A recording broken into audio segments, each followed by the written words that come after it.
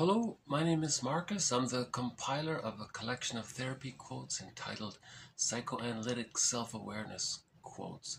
This is TQ 296 to 298. Therapy quote number 296. Projection implies that what is cast upon another is considered undesirable to the one who projects. The person who blames another for his own mistakes or seeks a scapegoat is using the projection mechanism.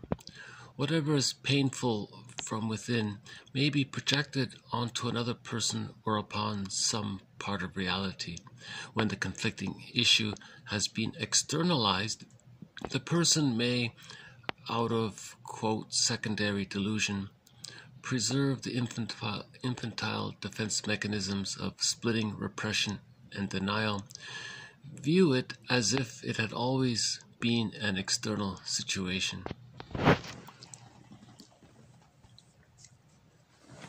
This is a question of degree. I guess the more traumatized, the more insecure the attachment style, the more hidden anxiety, the more likely that a defense mechanism like projection may take place. That's the theory.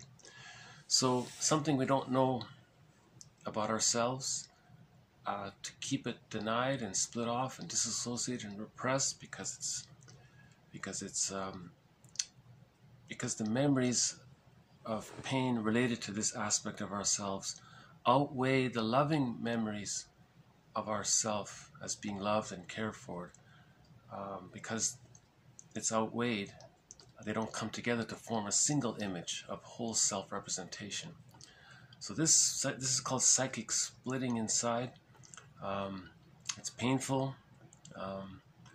So to deal with the pain, a person may externalize it, so to speak. So he may just assign what he doesn't know about himself to someone else, a non-threatening substitute, and say, it's that person feels this, or thinks this, or does this, or has this idea, or wants this, or has this wish, or whatever it may be. And then the idea is, if it's externalized, it's preserving the split. It's keeping that repression in there.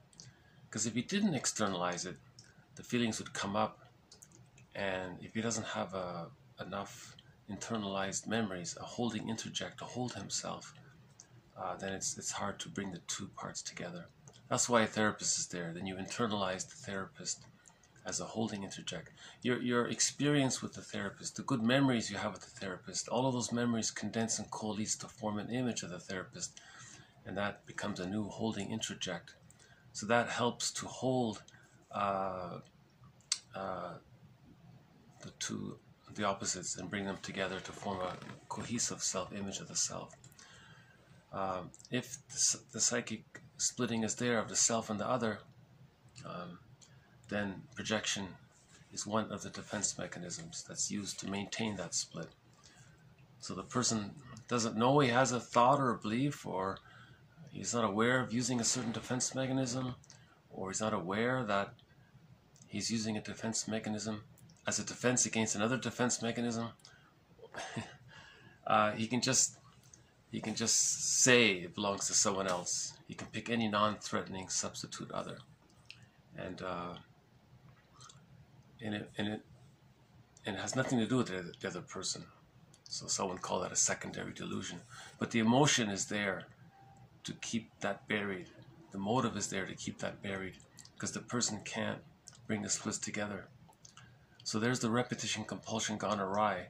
Ideally, the emotions would come together, but if he can't do it, he's going to project it, right? And then he may coax the other person to assume that role or belief or demonstrate it somehow, so the person can convince himself more fully that it's out there. That's called rationalization. 297. Rationalization, making a thing appear reasonable when otherwise its irrationality would be evident. So they often go together. If you want to deny something about yourself and then say it's outside, to convince yourself that it's outside. You have to deceive yourself and deceive the other that it's outside. Then if you deceive yourself that it's outside, then you keep the repression. You keep the emotions split. And then sometimes in projective identification, you want to be able to continuously deny that in yourself.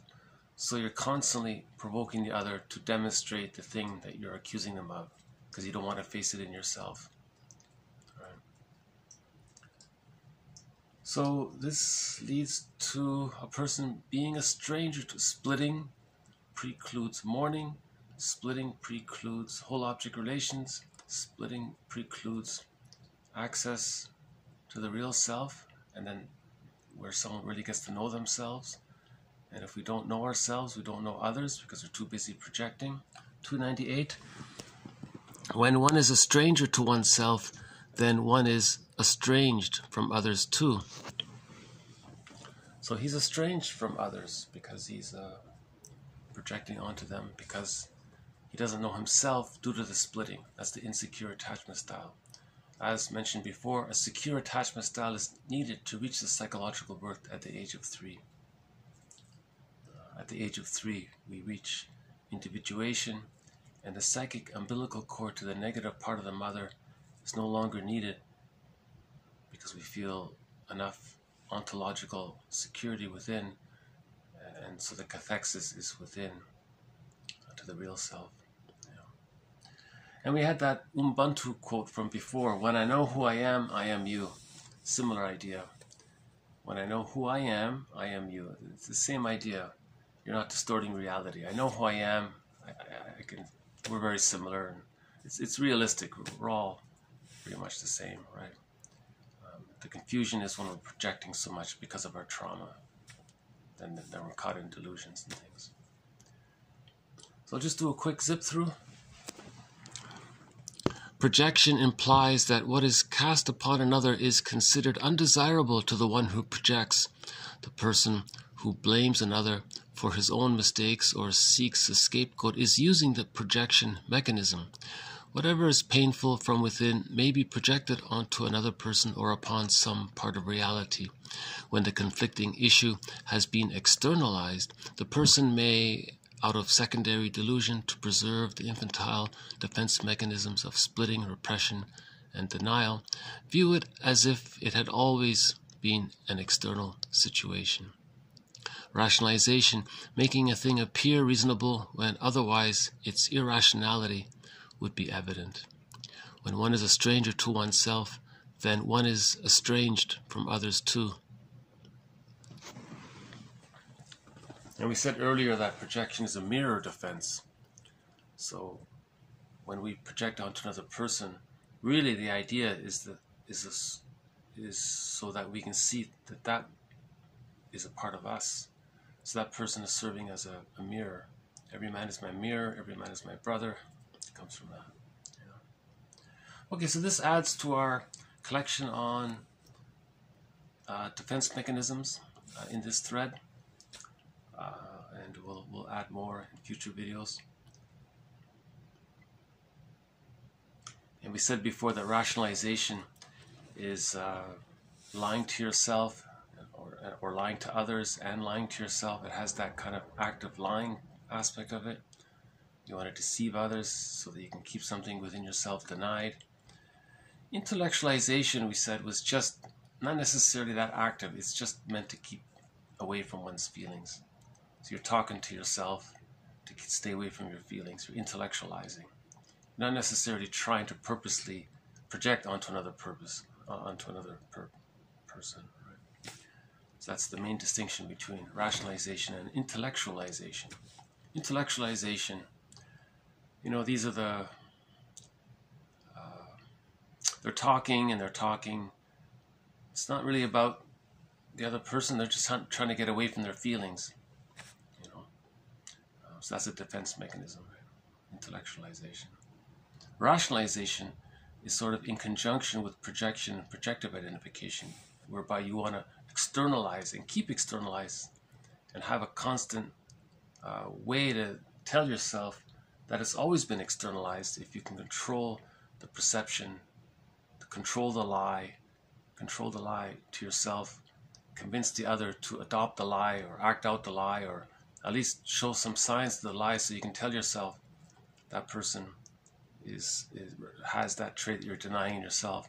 Again, to preserve that, to acknowledge that difficulty that the split hasn't come together at the age of 3, that there's an insecure attachment style was there.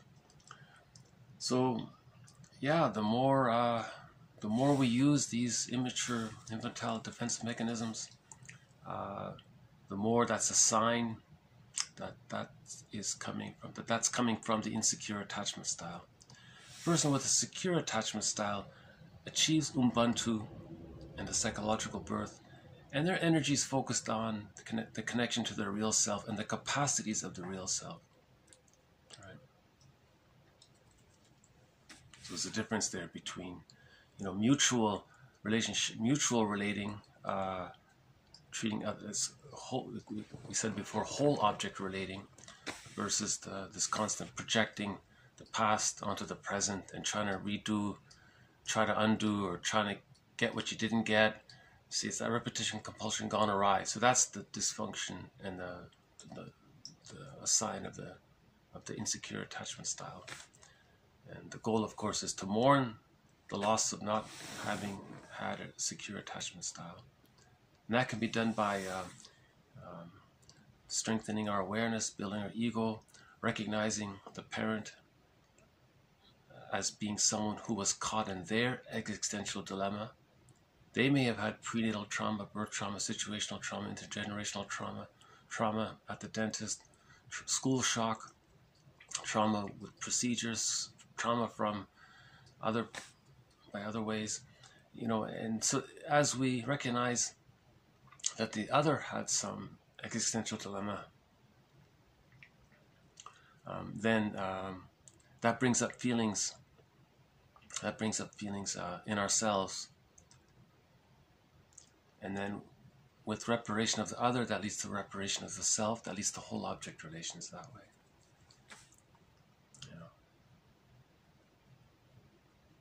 That's interesting. When one is a stranger to oneself, then one is estranged from others too.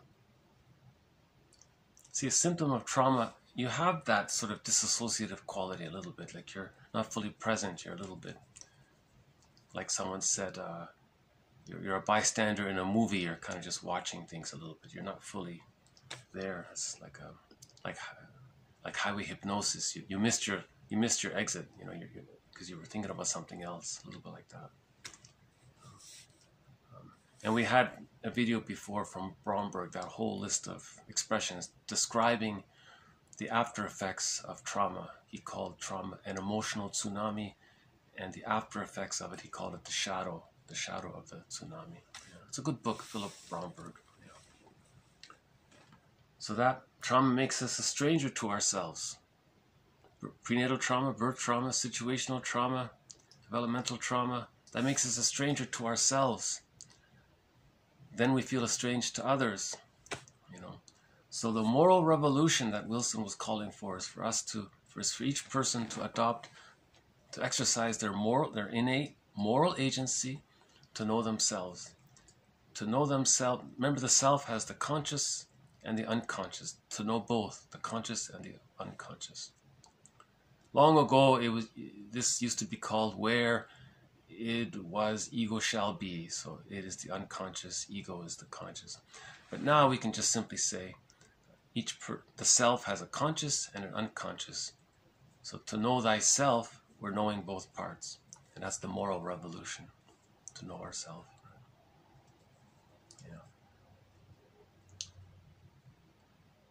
Okay, I guess I'll just leave it here. So this has been TQ 296 to 298. More to follow. Thank you. Bye for now.